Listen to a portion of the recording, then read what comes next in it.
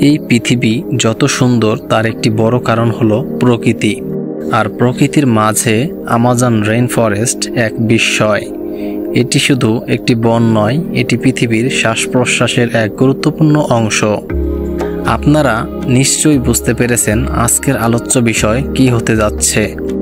হ্যাঁ, আজ আমরা কথা বলবো বিশ্বের সর্ববৃহৎ গ্রীষ্মমণ্ডলীয় বনভূমি আমাজন জঙ্গল নিয়ে। এই ভিডিওতে আপনাদের এমন তথ্য দিতে চলেছি যা আগে কখনো শুনেননি। তাই এমন অজানা সম্পর্কে জানতে চ্যানেলটি সাবস্ক্রাইব করে আমাদের সাথেই থাকুন।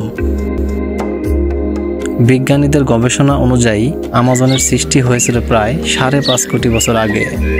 বছরের প্রায় প্রতি সপ্তাহই এখানে বৃষ্টিপাত হয়, তাই এই অরণ্যকে আমাজন রেইন ফরেস্ট বা অতিবৃষ্টি অরণ্য বলা হয়। এটি দক্ষিণ আমেরিকার 9টি দেশ জুড়ে বিস্তৃত।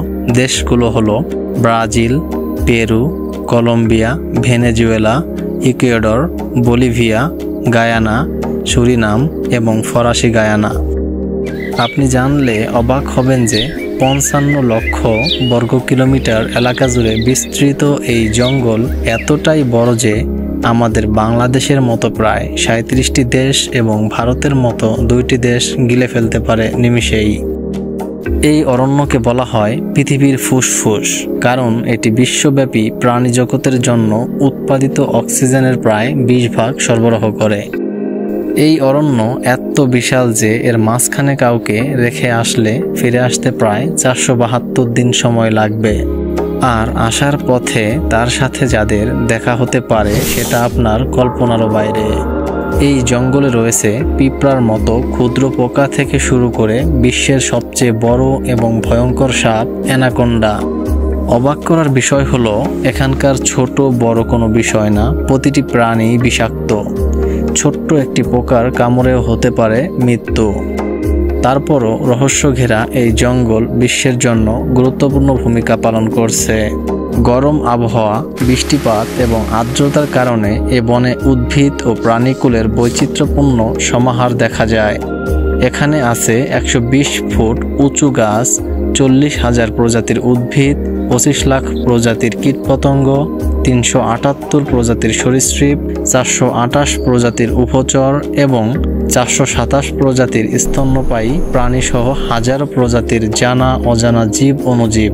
পৃথিবীর 5 ভাগের 1 ভাগ পাখির বসবাস এই বনে। আর আমাজনে পেরুর অংশের একটি গাছেই পাওয়া গিয়েছে 43 প্রজাতির পিঁপড়ার সন্ধান। এদিকে বিশ্বের সবচেয়ে বিষাক্ত প্রাণী পয়জন ডার্ট ফ্রগ বা বিষ বর্ষা ব্যাঙ রয়েছে এই জঙ্গলে। আরেকটি মনোমুগ্ধকর প্রাণী হলো গ্রাস ফ্রগ। স্বচ্ছ হওয়ার কারণে এর ভেতরের অঙ্গ প্রত্যঙ্গ প্রায় পুরোটাই দেখা যায়। আমাজন রেইন ফরেস্টের মধ্য দিয়ে প্রবাহিত হয় আমাজন নদী। এটি বিশ্বের সবচেয়ে জলবহুল নদী এবং অনেক বিরল জলজ প্রাণীর বাসস্থান। এই নদী 7,000 কিলোমিটারেরও বেশি দীর্ঘ এবং প্রায় 1100রও বেশি উপনদী যুক্ত হয় এর সাথে। এই নদীতে বাস করা প্রাণীদের মধ্যে গোলাপি ডলফিন অন্যতম। আমাজনের আকাশকে বর্ণিল করে তোলা ম্যাকাও পাখি সবচেয়ে সামাজিক প্রাণীদের মধ্যে একটি। প্রায় 14 রকমের এই পাখির দেখা মেলে এখানে। পৃথিবীর সবচেয়ে বড়, শক্তিশালী ও আমাজনের পানিতে রাজত্ব করা অ্যানাকোন্ডা সাপ যে কারো জন্যই হতে পারে ভয়ানক এক আতঙ্কের নাম। আকারে এটি 18 ফুট পর্যন্ত লম্বা হতে পারে আর ওজন হয় প্রায় 170 পাউন্ড। আমাজন বনে বসবাস করে 400 থেকে 500 উপজাতি।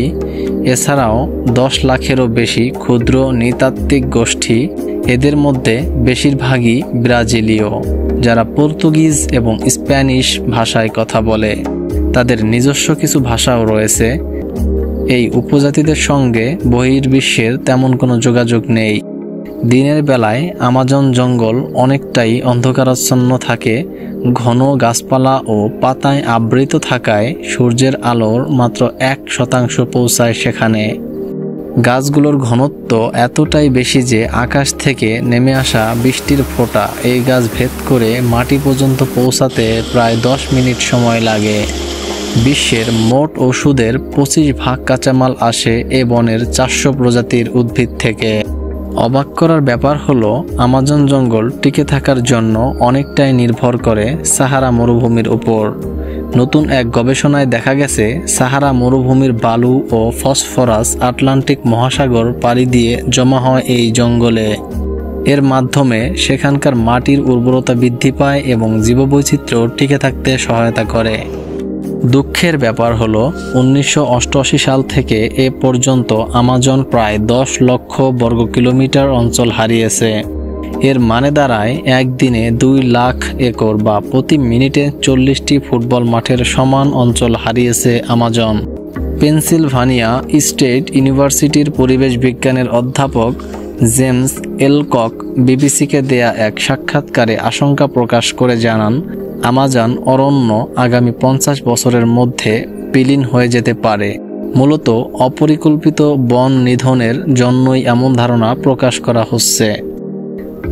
এই রেইন ফরেস্ট আমাদের প্রাণীজগতের জন্য খুবই গুরুত্বপূর্ণ। ফুসফুস ছাড়া যেমন আমাদের জীবন অচল, তেমনি এই রেইন ফরেস্ট ছাড়া আমাদের প্রাণীজগৎ অচল। আমাজন রেইন ফরেস্ট সম্পর্কে আজকের আলোচনা এখানেই শেষ করছি। আর এই রেইন ফরেস্ট সম্পর্কে আপনার কোনো মতামত থাকলে অবশ্যই কমেন্টসে জানাতে ভুলবেন না। আর এমন সব বিষয় সম্পর্কে জানতে আমাদের চ্যানেলটি সাবস্ক্রাইব করুন। আজ এখানেই শেষ করছি, দেখা হচ্ছে আবার নতুন কোনো ভিডিওতে ইনশাআল্লাহ। আল্লাহ হাফেজ।